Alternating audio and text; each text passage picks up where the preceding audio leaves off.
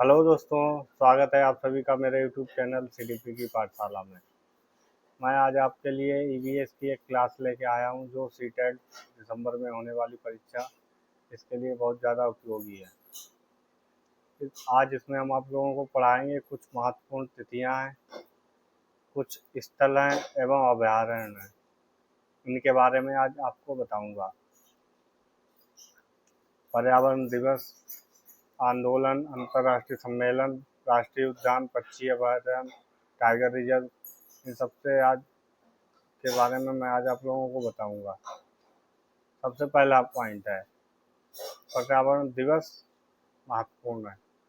इनके बारे में आज मैं आपको बताने जा रहा हूँ। जैसे द्रव्यमांश दिवस, जनवरी से मई के दौरान जितनी इम्पोर्टेंट डेटें हैं ईवीएस से रिलेटेड उनके बारे में मैं आज आपको बताऊंगा। सबसे पहले बात करें तो 2 फरवरी को क्या मनाया जाता है, तो विश्व आर्द्र दिवस मनाया जाता है। या रामसर सम्मेलन 1971 की स्मृति के रूप में मनाया जाता है। तो आप लोगों को याद रखना है 2 फरवरी को क्या है, 2 फरवरी को विश्व आर्द्र भूमि दिवस मनाया जाता है। और नेक्स्ट 3 मार्च को क्या मनाया जाता है, 3 मार्च को विश्व वन्य जीव दिवस मनाया जाता है। या वन्य जीव संरक्षण जागरूकता के बारे में है। नंबर 3, 21 मार्च को क्या मनाया जाता है, 21 मार्च को अंतर्राष्ट्रीय वन दिवस मनाया जाता है। या क्यों मनाया जाता है, या वनों का संरक्षण व संवर्धन के लिए मनाया जाता है। अगला 22 मार्च को क्या है, विश्व जल दिवस। विश्व जल दिवस के रूप में इस डेट को आप लोगों को याद रखना है। या जल संरक्षण एवं स्वच्छ जल आपूर्ति के रूप में मनाया जाता है। 22 अप्रैल को विश्व पृथ्वी दिवस मनाया जाता है। या पर्यावरण सुरक्षा व हेतु वैश्विक पहल है। 22 मई को क्या है, अंतर्राष्ट्रीय जैव विविधता दिवस। इकोसिस्टम की रक्षा के लिए इसे मनाया जाता है। आप लोगों को डेटें याद रखनी है। अब इधर दूसरी साइड में इसमें क्या है, मध्यांश दिवस। अब जून से दिसंबर में सबसे आप लोगों को याद रखना है। जैसे 5 जून विश्व पर्यावरण दिवस, ठीक है, आप लोगों को याद रखना है। या यूएनईपी का वैश्विक उत्सव है। 8 जून को विश्व महासागर दिवस 8 जून को मनाया जाता है। 29 जुलाई को अंतर्राष्ट्रीय बाघ दिवस मनाया जाता है। या बाघों की प्रजाति की सुरक्षा के बारे में बताया जाता है। 16 सितंबर को विश्व ओजोन दिवस के रूप में मनाया जाता है। या ओजोन परत संताप मंडल के रूप में मनाया जाता है। 2 से 8 अक्टूबर को राष्ट्रीय वन्य जीव सप्ताह। भारत में वन्य जीव सप्ताह के बारे में उससे पहल होती है, उसके बारे में जो बात होती है। 26 नवंबर को विश्व पर्यावरण संरक्षण दिवस 26 नवंबर को मनाया जाता है। तो इसमें आप लोगों के लिए कुछ मोस्ट इम्पॉर्टेंट जैसे आप लोगों को याद रखना होगा। यहाँ से क्या है, विश्व ओजोन दिवस आप लोगों को याद रखना है, ये मोस्ट इम्पॉर्टेंट है। इसके बाद आप लोगों को 5 जून याद रखना होगा, विश्व पर्यावरण दिवस। और इधर आप लोगों को भी ज़्यादातर पूछता है 22 मार्च को क्या है, विश्व जल दिवस के रूप में। उसी हिसाब से यहाँ पे 2 फरवरी को क्या है, विश्व आर्द्र भूमि दिवस। ये इम्पॉर्टेंट हैं तो सारे, मगर ज़्यादातर क्वेश्चन इन्हीं से पूछे जाते हैं। अब नेक्स्ट स्लाइड में क्या है, भारत के प्रसिद्ध पर्यावरण आंदोलन। सबसे पहले बात करें खेजड़ली आंदोलन। या राजस्थान में के बारे में बताया गया है इसमें। तो डेट है आप लोगों को याद रखनी है 1730। या अमृता देवी बिश्नोई के नेतृत्व में 363 लोगों ने पेड़ को बचाने हेतु बलिदान दिया। नेक्स्ट चिपको आंदोलन कहाँ का है, उत्तराखंड का है। या 1973 में। या रेड़ी गांव चमोली में सुंदरलाल बहुगुणा एवं चंडी प्रसाद भट्ट एवं गौरा देवी के नेतृत्व में ग्रामीण ने वृक्षों से लिपटकर कटाई को रोका। तो आप लोगों को चिपको आंदोलन याद रखना होगा। नेतृत्वकर्ता कौन कौन थे, सुंदरलाल बहुगुणा, नंबर 2 चंडी प्रसाद भट्ट एवं गौरी देवी। एपिको आंदोलन यहाँ कर्नाटक से रिलेटेड है 1873 में। इसे पांडुरंग हेगड़े के नेतृत्व में शुरू किया गया। इसे दक्षिण भारत का चिपको आंदोलन इसे ही बोला जाता है, चिपको आंदोलन को।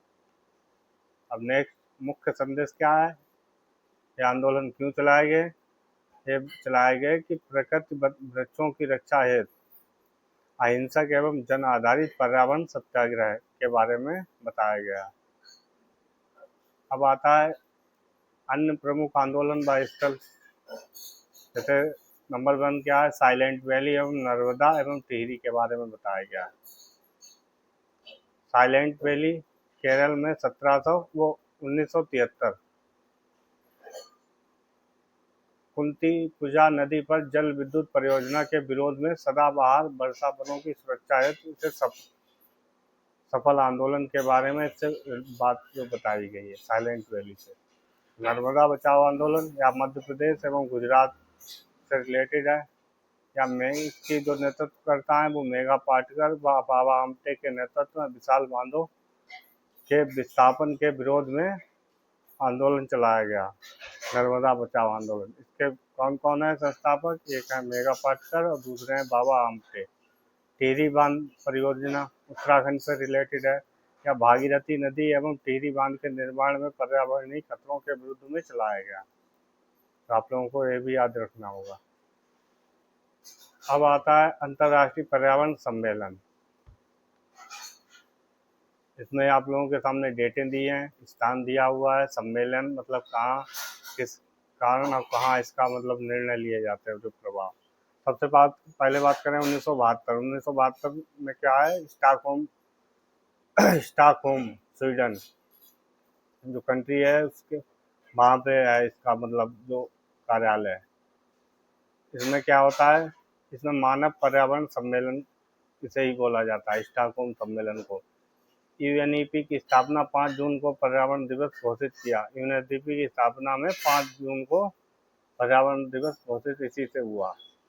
1987 मॉन्ट्रियल कनाडा से रिलेटेड है। या मॉन्ट्रियल प्रोटोकॉल इसी के बारे में बताया गया है। या सीएफसी एवं ओजोन क्षयकारी पदार्थों व अंतर्राष्ट्रीय प्रतिबंध के बारे में इससे बताया गया है। 1992 रियो डी जेनेरियो ब्राजील से, इसे पहला पृथ्वी सम्मेलन इसे ही बोला जाएगा 1972 में। एजेंडा 21 स्वीकृत एवं जैव विविधता संधि के बारे में बताया गया है। 1997 क्योटो शहर जापान का है, इसका जो कार्यालय है क्योटो। क्योटो प्रोटोकॉल से रिलेटेड है। ग्रीन हाउस गैसों के उत्सर्जन और कटौती हेतु बाध्यकारी लक्ष्य के बारे में बताया गया है। 2015 में क्या हुआ है, पेरिस फ्रांस COP21 पेरिस समझौता इससे रिलेटेड है। इसमें क्या बताया गया है, इसमें कुछ निर्णय लिए गए हैं, जैसे वैश्विक तापमान वृद्धि को 1.5 डिग्री सेंटीग्रेड से 2 डिग्री सेंटीग्रेड तक सीमित रखना है। अब आते हैं कुछ प्रमुख राष्ट्रीय उद्यान उत्तर एवं मध्य भारत से रिलेटेड। सबसे पहला है जिम कॉर्बेट। जिम कॉर्बेट कहाँ है, उत्तराखंड में। भारत का पहला राष्ट्रीय उद्यान 1936 में इसे घोषित किया। रामगंगा नदी एवं टाइगर रिजर्व के बारे में बताया गया है। दुधवा राष्ट्रीय उद्यान कहाँ है, उत्तर प्रदेश। इसमें किस जीवों को संरक्षित किया गया, इसमें बारहसिंगा बाघों के लिए प्रसिद्ध है, लखीमपुर खीरी में है। गिर राष्ट्रीय उद्यान कहाँ है, गुजरात में। ये एशियाई शेरों के एकमात्र प्राकृतिक आवास है। काचर एवं कान्हा बांधवगढ़ कहाँ है, मध्य प्रदेश में। सफेद बाघ एवं सर्वाधिक राष्ट्रीय उद्यानों वाला राज्य इसे मध्य प्रदेश को बोला जाएगा। रणथंभौर सरिस्का कहाँ है, राजस्थान में। रॉयल बंगाल टाइगर एवं ऐतिहासिक किलों के लिए विख्यात है। हेमिस राष्ट्रीय उद्यान कहाँ है, लद्दाख में। भारत का सबसे बड़ा राष्ट्रीय उद्यान है हेमिस। इसे स्नो लेपर्ड एवं हेम तेंदुआ के लिए प्रसिद्ध है। अब कुछ पूर्व एवं दक्षिण भारत में प्रमुख राष्ट्रीय उद्यान है। जैसे काजीरंगा एवं मानस कहाँ है? असम। काजीरंगा किस लिए प्रसिद्ध है? एक सींग वाले गैंडे हेतु प्रसिद्ध है। मानस किस लिए प्रसिद्ध है? या जंगली भैंसा एवं हाथी के लिए प्रसिद्ध है। तो इस हिसाब से असम में कितने हुए वो राष्ट्रीय उद्यान? 2 हैं, एक काजीरंगा, दूसरा है मानस। अब सुंदरवन कहाँ है? पश्चिम बंगाल में। विश्व का सबसे बड़ा मैंग्रोव डेल्टा एवं रॉयल बंगाल टाइगर का प्रमुख क्षेत्र है। नंबर 3, केवला लामजाओ कहाँ है? मणिपुर में। विश्व का एकमात्र तैरता हुआ राष्ट्रीय उद्यान लोकटक झील संगाई हिरण के लिए प्रसिद्ध है। पेरियार एवं बांदीपुर कहाँ है? दक्षिण में। पेरियार कहाँ है? केरल में। यह हाथी एवं बाघ के लिए प्रसिद्ध है। बांदीपुर नागरहोल कहाँ है? कर्नाटक में। हाथी संरक्षण के लिए प्रसिद्ध है। अब बात करेंगे भारत के कुछ पक्षी अभयारण्य हैं। जैसे सबसे पहला है केवला देव कहाँ है? घाना। कहाँ है? स्थान कहाँ है इसका? भरतपुर, राजस्थान में। इसे साइबेरियन क्रेन एवं प्रवासी पक्षियों के लिए प्रसिद्ध एवं यूनेस्को विश्व धरोहर में शामिल है। केवला देव घाना। सुल्तानपुर पक्षी अभयारण्य कहाँ है? हरियाणा में। यह गुरुग्राम में स्थित है। इसमें प्रवासी पक्षियों का प्रमुख शीतकालीन केंद्र है। आप देख सकते हैं यहाँ पे इमेज के थ्रू। तीसरा है नवाबगंज पक्षी अभयारण्य कहाँ है? उत्तर प्रदेश में। कहाँ स्थित है? उन्नाव में स्थित है। उत्तर प्रदेश का प्रसिद्ध पक्षी विहार है चंद्रशेखर आजाद अभयारण्य इसका नया नाम है। नवाबगंज पक्षी अभयारण्य का नया नाम। नल सरोवर एवं वेदांत थंगल कहाँ है? नल सरोवर गुजरात में है। यह विशाल प्राकृतिक झील है। एवं वेदांत थंगल कहाँ है? तमिलनाडु में। सबसे प्राचीनतम पक्षी अभयारण्य यही है। अब कुछ आए टाइगर रिजर्व एवं बायोस्फीयर रिजर्व संरक्षण। जैसे आप लोगों के सामने एक यहाँ पे तालिका बनी हुई है, इसके थ्रू आप लोग देख सकते हैं। प्रथम बायोस्फीयर रिजर्व कहाँ है? नील प्रमुख स्थल के कहाँ है एवं राज्य इसमें बताया गया है। या नीलगिरी बायोस्फीयर है तमिलनाडु, केरल एवं कर्नाटक। 1986 में स्थापित भारत का पहला जैव मंडल आरक्षित क्षेत्र है। दूसरा सबसे बड़ा बायोस्फीयर कच्छ का रण क्षेत्रफल की दृष्टि से भारत का सबसे बड़ा जैव मंडल है। जंगली गधों के लिए प्रसिद्ध है। सबसे छोटा बायोस्फीयर डिब्रू सैखोवा असम में स्थित यह सबसे छोटा बायोस्फीयर रिजर्व है। कुछ प्रमुख टाइगर रिजर्व हैं जैसे नागार्जुन सागर श्रीशैलम आंध्र प्रदेश एवं क्षेत्रफल की दृष्टि से भारत का सबसे बड़ा टाइगर रिजर्व। दूसरा है tiger reserve Jim Corbett Uttarakhand में। 1973 में प्रोजेक्ट टाइगर के तहत इसकी शुरुआत हुई। अब कुछ पर्यावरण संरक्षण है जैसे मुख्य कानून अधिनियम है इससे रिलेटेड है। 1972 में वन्य जीव संरक्षण अधिनियम बना। 1973 में तो आप लोगों को यह भारतीय वन्य जीव संरक्षण अधिनियम कब बना? 1972 में। 1973 में किसकी शुरुआत हुई? प्रोजेक्ट टाइगर की शुरुआत हुई जिम कॉर्बेट से। 1980 में वन संरक्षण अधिनियम फॉरेस्ट कंजर्वेशन एक्ट बना। 1986 में पर्यावरण संरक्षण अधिनियम छाता विधानसभा अम्ब्रेला एक्ट 1986 में। इसे ही अम्ब्रेला एक्ट बोला जाता है पर्यावरण संरक्षण अधिनियम को। 1986 1992 को प्रोजेक्ट एलिफेंट हाथी संरक्षण परियोजना इसी दिन शुरुआत हुई। 2002 में जैव विविधता अधिनियम एवं 2010 में राष्ट्रीय हरित अधिकरण एनजीटी की स्थापना हुई। अगर आप लोगों को मेरी क्लास अच्छी लगी हो तो आप लोग इस नंबर पर कांटेक्ट कर सकते हैं। मैं इसकी पीडीएफ आप लोगों को प्रोवाइड करा दूंगा।